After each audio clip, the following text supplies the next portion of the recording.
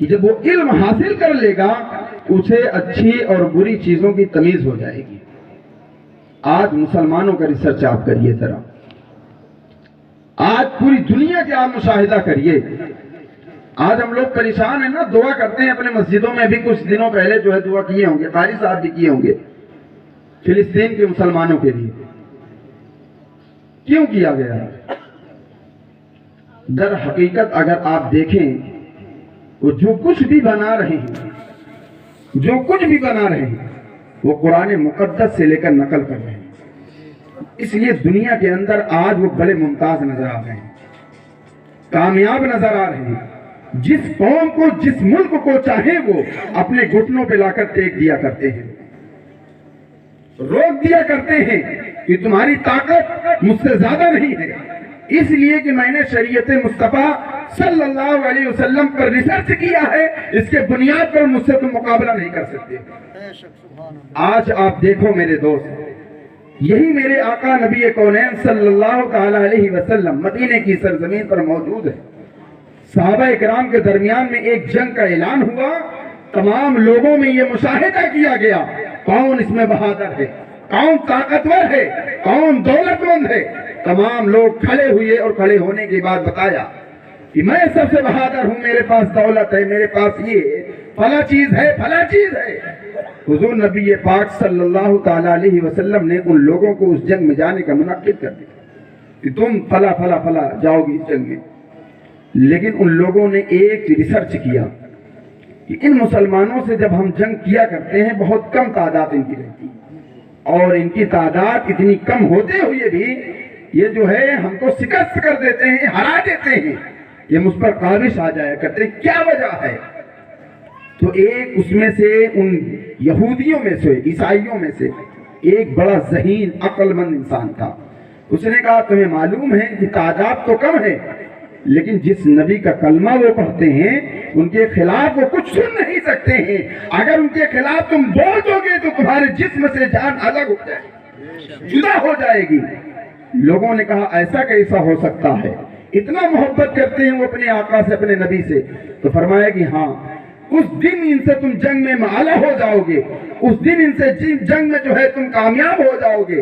جس دن ان کے دل میں یہ تلاش تم کو ہو جائے گا کہ ان کے دل میں جو ہے نبی کی محبت کم ہو چکی ہے، اس دن تم اس جنگ میں کامیاب ہو جاؤ گے۔ لوگوں نے کہا اس کا مرتبہ کیسا نکالا جائے، اس کا حل کیسا نکالا جائے، اس کا راستہ کیسا نکالا جائے؟ اسی میں سے ایک شخص دانشور کھڑا، اس نے کہا ایک کام ایسا کیا جائے، ان مسلمانوں کی آبادی میں ایک اپنے گروہ میں سے ایک کو پاگل بنا دو، مجنون بنا دو، اور مجنون بنانے کے بعد ان کی آبادی میں بھیج دو، اور وہ جا کر ان کے رسول کے بارے میں وہ اناپ شناپ شبد استعمال کرتا ہوں۔ آج وہ ساری باتیں ہم جیسے لوگوں کو سیکھنا چاہیے۔ ہم نے اپنے رسول کی شریعت کو کہاں چھوڑا ہے؟ ذرا دیکھیں کہ ہم اس پر عمل کر رہے ہیں یا چھوڑ دیے ہیں۔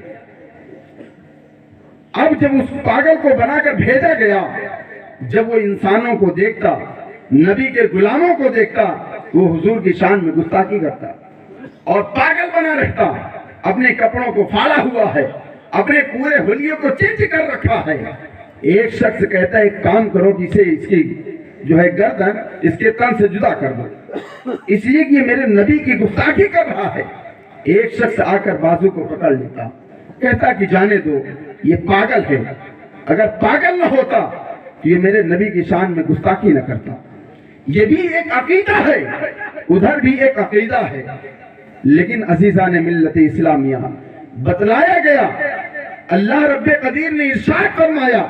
کہ اے میرے مخلوق، اگر تم میری برائی کرو گی، میری مناقبت کرتے ہو، میں تمہیں معاف بھی کر سکتا ہوں، لیکن میرے رسول کی اگر تم مناقبت کرتے ہو میں تمہیں معاف نہیں کر سکتا۔ وہی بات آتی ہے وہاں پر۔ تمامی نے اس بات کو اقرار کیا کہ اب کیا ہوگا۔ لوگوں نے کہا کہ میں اسے مار دوں گا، لوگ ایک دوسرے کے بازو پکڑتے، جانے دو جانے دو۔ حتیٰ کہ ان لوگوں کے گروہ میں یہ چیز بنایا گیا تھا کہ اگر یہ زندہ لوٹ آیا، یہ سمجھ لینا کہ اگر ان کو جنگ میں جب شروع کرو گے، اعلان کرو گے، تو اس جنگ کو تم لوگ جیت لو گے۔ تمام ہی نے اقرار کیا کہ چلو ٹھیک ہے۔ اس میں سے ایک پاگل بنایا گیا، بھیجا گیا، وہ جا کر کے وہاں اناف شناف شبد استعمال کرتا ہوا اپنے قبیلے کے اندر پھر واپس آ گیا۔ اس شخص نے جو اس بات کو رکھا ہوا تھا، اس نے کہا ایک کام کرو کہ اب جنگ کے لیے اعلان کر دو، اگر تم اس جنگ کو ہار جاؤ گے تب آ کر تم مجھ سے ملنا، اس لیے کہ میں نے دیکھا ہے، میں نے سنا ہے، میں نے ان کی کتابوں کا مشاہدہ کیا ہے، پڑھائی کیا ہے کہ اگر اس نبی کی مخالفت جس دن اس کی قوم کرنے لگے گی اس دن وہ غارت کی طرف جاتی ہوئی نظر آئے۔ آپ جاؤ اب ان کو جنگ میں اعلان کر دو، اب دیکھو کہ یہ جنگ میں تم سے اعلیٰ نہیں ہو سکتے، اس لیے کہ انہوں نے اپنے نبی کی شان میں گستاخی کو سن لیا ہے، اس لیے یہ ہار جائیں گے۔ عزیزان ملت اسلامیہ، اب جب جنگ شروع ہوئی تو وہی بات نظر آئی، بات کہ اس میں ہم لوگ یعنی اس زمانے کے جو لوگ تھے اس جنگ میں وہ لوگ اس میں شکست ہو گئے، ہار گئے۔ تب لوگوں نے بتانا شروع کیا کیا بات ہے کہ ہم لوگ بہت کم لوگ رہتے اور جنگ میں اعلیٰ مقام حاصل کرتے تھے، اب کیا ہو گیا؟ تو پتہ یہ چلا کہ یہی بات ہے جس بات کو انہوں نے بہت ہلکے میں لیا تھا، آج وہی مسلمان کرتا ہوا جھوٹ بولتا ہے لیکن اس کے دل میں یہ احساس رہتا ہے بہت چھوٹا سا جھوٹ میں نے بولا، نماز نہیں پڑھتا۔ اگر عالم دین یا حافظ قرآن پکڑ لیتے ہیں نماز کیوں نہیں پڑھتے ہو؟ وہ میں نے نہایا نہیں تھا، کپڑا صفا نہیں تھا، بہت کام آ گیا تھا، حشر کے میدان میں کیا یہی شبد استعمال کیا جائے گا؟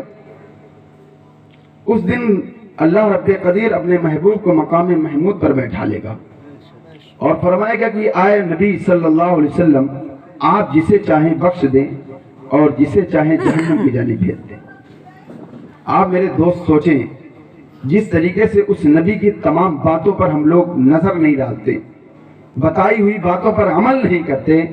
اگر اس میدان محشر میں جب کوئی کسی کا کام نہیں آئے گا، یہ جو بھائی بہن رشتہ دار دولت سب کچھ یہی رہ جاتی ہے۔ آپ دنیا کا اگر مشاہدہ کریے، ریسرچ کریے، آپ ایک پیپر گاہ میں، امتحان گاہ میں 3 بھائیوں کو بیٹھا دیجئے اور اس میں یہ شرط رکھ دیجئے کہ جو اس پیپر میں ایک شخص کامیاب ہوگا اسی کو نوکری پر رکھا جائے گا۔ آپ بغل میں بیٹھا لو، ایک پیپر دے کر بیٹھا لو، ایک کاغذ دے کر بیٹھا لو اور کہو کہ پیپر دکھا دو ایک دوسرے کو، صرف ایک شخص اس میں کامیاب ہوگا، وہی بھائی ہوگا، وہی بہن ہوگی، لیکن اپنا پرچہ اس کو دکھانے کے لیے وہ منظور نہیں ہوگا۔ کیوں؟ اس لیے کہ نوکری اس مقام پر پہنچنا اس کو اعلیٰ ہے، اس کو پیار ہے اس مقام سے۔ عزیز آپ سوچو ذرا، اس میدان محشر میں جو کہا جاتا ہے، آپ اس کو نہ سوچا کریں کہ صرف ایسی کہاوت ہے، ایسی بناوٹیں باتیں ہیں، وہاں پر جب ہمیں لایا جائے گا تو بھائی جب کندھے سے ٹکرائے گا تو اس کو یہ فکر نہیں ہوگا کہ یہ میرا بھائی ہے جو میرے کندھے سے ٹکرا ہے، ماں میری ہے، باپ میرا ہے، بہن میری ہے، کوئی کسی کا پرسان حال نہیں ہوگا، وہاں صرف ایک شخص ہوگی، ایک ذات ہوگی جو نبی کونین صلی اللہ علیہ وسلم کی ذات ہوگی، جو اپنے امتی کو فرمائیں گے کہ آ جاؤ، آج کے دن کوئی اور تمہاری مدد نہیں کر سکتا، بلکہ تمہاری مدد کرنے کے لیے اللہ نے مجھے مقام محمود پر بیٹھا لا، آج میں تمہیں بخشاؤں گا۔ عزیزان ملت اسلامیہ، آج میں آپ سے یہ مؤدبانہ گزارش کرتا ہوں، التماس کرتا ہوں کہ زندگی کو صرف یہ نہ سوچ لیں کہ صرف قرآن کو پڑھ لیں، قرآن کو آپ پڑھیے، کوشش یہ کریے کہ اپنے بچوں کو ترجمہ سکھائیے۔ جب آپ کا بچہ قرآن مقدس کو آمین کر لے تو آپ